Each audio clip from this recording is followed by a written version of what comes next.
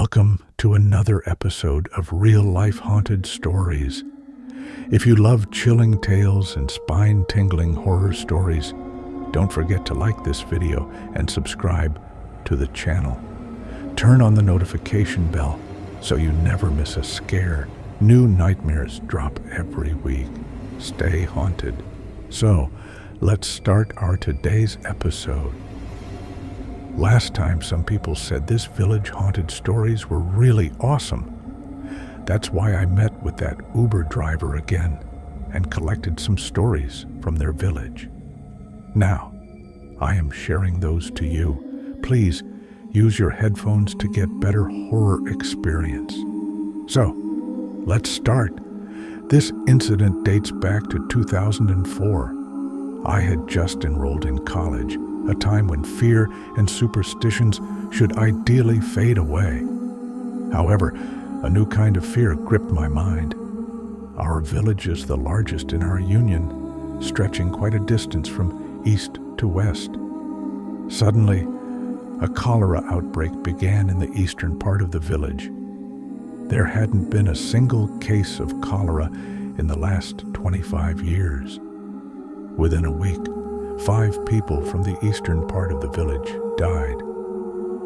Despite taking numerous precautions, almost every household in the eastern part had someone affected by the disease. Gradually, it began spreading toward the western part of the village where we lived. The elders of the western side convened a meeting and decided to bring in a kabiraj, a traditional healer, to contain the situation. A kabiraj was brought in, but nothing seemed to work. Finally, an old kabiraj, who had moved to Faridpur years ago, was called back to help. Upon his arrival, he announced that no one should leave their homes after 11 p.m. Every night around 10 p.m., announcements were made over the village mosque's loudspeakers, instructing everyone to remain indoors. However, the announcements weren't really necessary because people were already so terrified that they would finish all their tasks by evening and lock themselves indoors. An eerie silence would descend upon the village. Even the small shops in the area would shut down after sunset. The number of people attending the evening prayers, Isha, at the mosques significantly decreased. My parents wouldn't let us step outside, but sometimes we would sneak out. We'd see the kabiraj and his assistants running from one end of the village to the other, carrying torches, burning incense, and chanting strange, otherworldly incantations. The atmosphere was so bizarre and frightening that it still sends shivers down my spine when I think about it. The kabiraj sealed off one neighborhood after another, supposedly to prevent cholera, or the spirit of Ola Bibi, a cholera deity in folk beliefs, from entering. One night, my mother heard someone crying outside our gate. The crying sounded like, She thought it was a woman in distress and, forgetting about the restrictions, decided to go and help. As she approached the gate, she began to smell something foul, like rotting flesh or sewage. When she reached the gate, she saw a gigantic woman, about 7 feet tall, leaning against the electric pole across the road. The terrible stench was emanating from her body. The woman had a frightening face and was sobbing, saying things like, "You didn't let me stay here. I liked this village. I needed more corpses. I'll leave this village tonight. Terrified, my mother suddenly remembered the restrictions and rushed back inside. The story doesn't end there. The next morning, during a local meeting, one of our neighbors who worked on a boat recounted a frightening experience from the previous night. When my mother asked what had happened, he explained that while returning from a trip, the boat's fuel ran out 2 villages away. 9 of the 13 laborers decided to get off at the nearest village, leaving the boat owner and 3 others to row the boat home with poles. As they reached the edge of our village, they saw a woman sitting on the riverbank, calling out to them.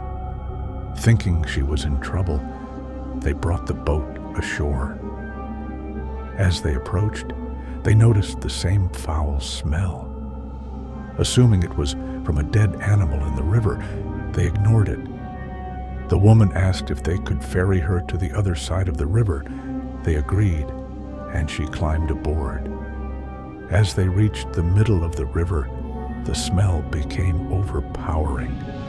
They realized it was coming from the woman. When they tried to look at her, she warned them not to, or she would harm them. Frightened, they kept their heads down. Once they dropped her off on the other side, she said, "You helped me, so I won't harm you." Then she walked away. After that night, no one in the village contracted cholera. However, 4 days later, on a Saturday, the Kabiraj passed away. Story 2. This story revolves around a man named Saiful and a girl named Sonia, and it took place in the Chowk Bazaar area of Chittagong.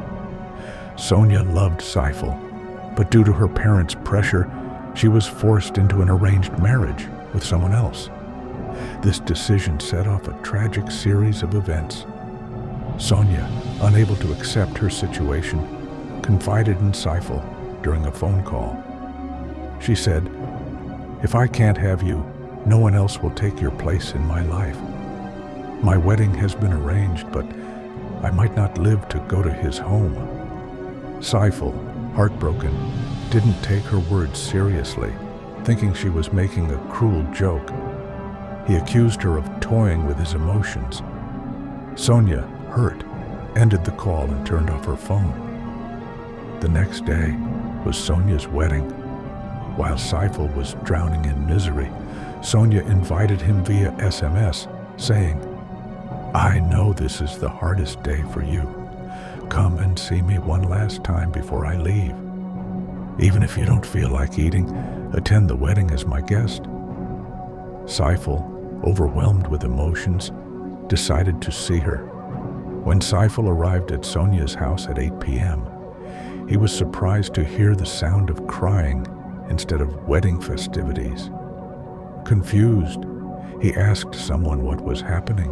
The person replied, "Yes, today was supposed to be a wedding, but the bride took her own life a short while ago." Upon hearing this, Saiful collapsed in grief, unable to process what had happened. The joyous celebration turned into mourning. Sonia's body was taken for a post-mortem, and her burial was delayed, so her father, who was abroad, could return and see her one last time. When the burial finally took place in a local cemetery, something strange happened. The soil on Sonia's grave kept shifting and flattening repeatedly, no matter how many times it was covered. This scared the people present.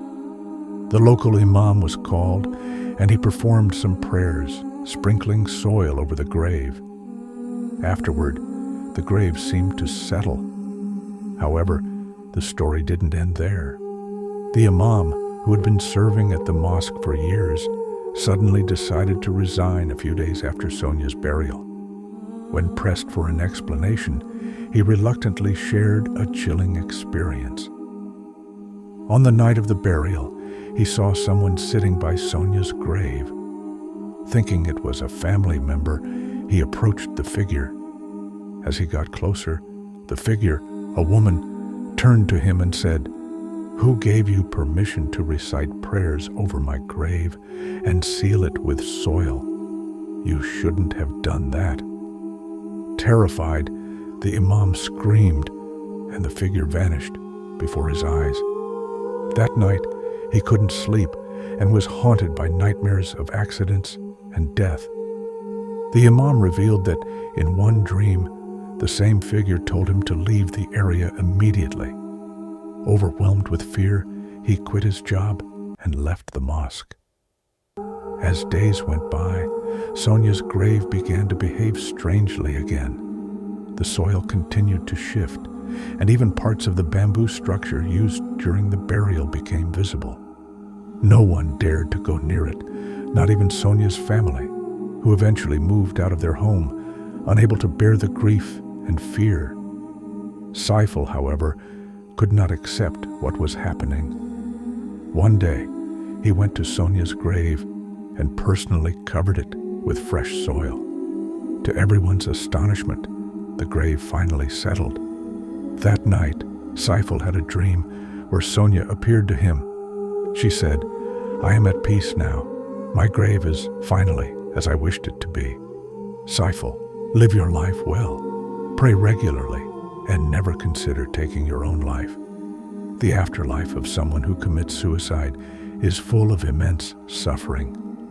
When Saiful woke up, he was in tears.